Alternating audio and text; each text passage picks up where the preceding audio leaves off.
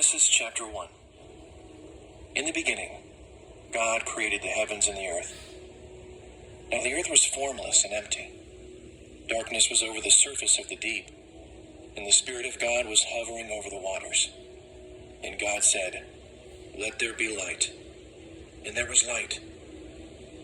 God saw that the light was good, and he separated the light from the darkness. God called the light day, and the darkness he called night.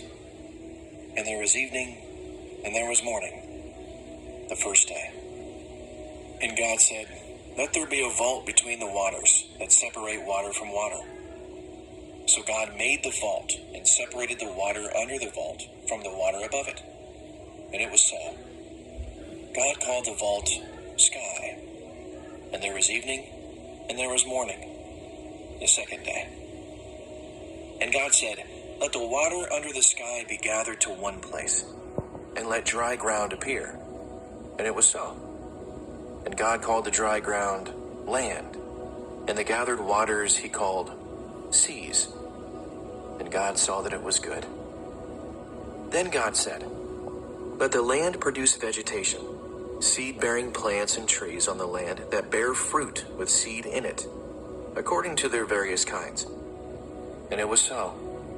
The land produced vegetation, plants bearing seed according to their kinds, and trees bearing fruit with seed in it, according to their kinds. And God saw that it was good. And there was evening, and there was morning, the third day. And God said, "Let there be lights in the vault of the sky to separate the day from the night, and let them serve as signs to mark sacred times, and days, and years. And let them be lights in the vault of the sky to give light on the earth." And it was so. God made two great lights, the greater light to govern the day, and the lesser light to govern the night. He also made the stars. God set them in the vault of the sky to give light on the earth, to govern the day and the night, and to separate light from darkness. And God saw that it was good. And there was evening, and there was morning, the fourth day. And God said, "Let the water teem with living creatures, and let birds fly above the earth across the vault of the sky." So God created the great creatures of the sea, and every living thing with which the water teems, and that moves about in it, according to their kinds, and every winged bird according to its kind. And God saw that it was good. God blessed them and said, "Be fruitful and increase in number, and fill the water in the seas, and let the birds increase on the earth." And there was evening, and there was morning, the fifth day.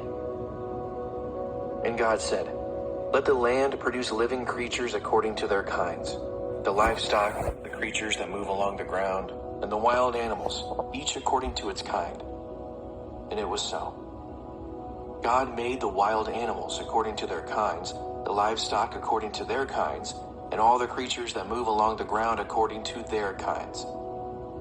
And God saw that it was good.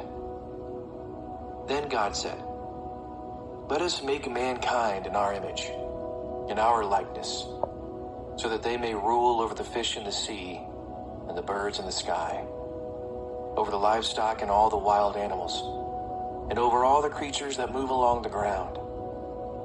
So God created mankind in his own image. In the image of God he created them. Male and female he created them. God blessed them and said to them, "Be fruitful and increase in number. Fill the earth and subdue it. Rule over the fish in the sea and the birds in the sky, and over every living creature that moves on the ground." Then God said, "I give you every seed-bearing plant on the face of the whole earth, and every tree that has fruit with seed in it. They will be yours for food.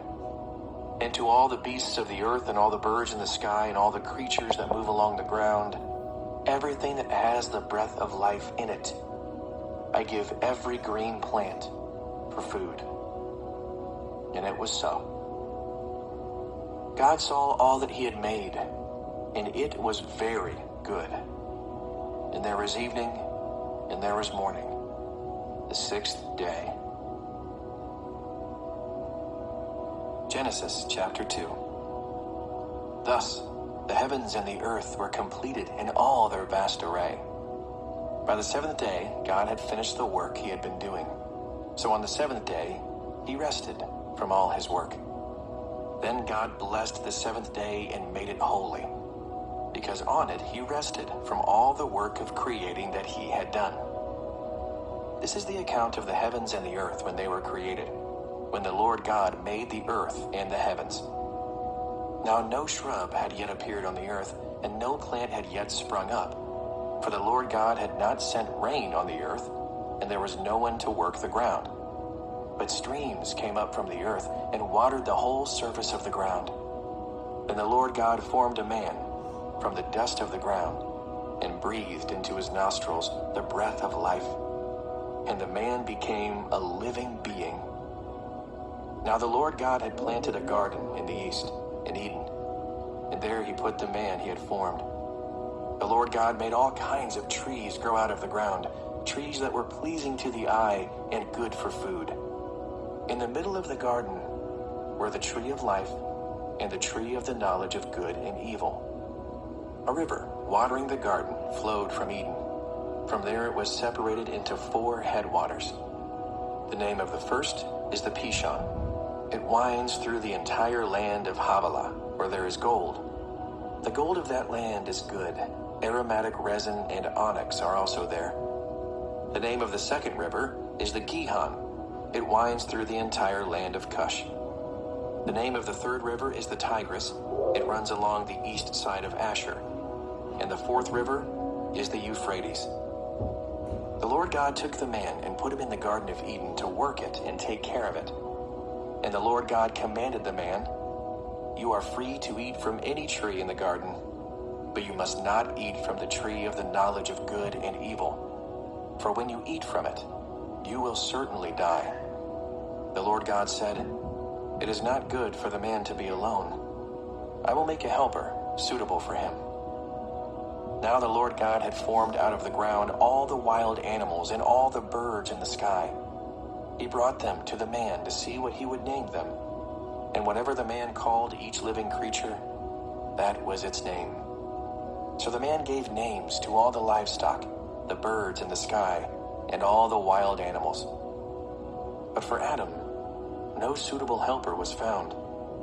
So the Lord God caused the man to fall into a deep sleep. And while he was sleeping, he took one of the man's ribs, and then closed up the place with flesh. Then the Lord God made a woman from the rib he had taken out of the man, and he brought her to the man. The man said, "This is now bone of my bones and flesh of my flesh.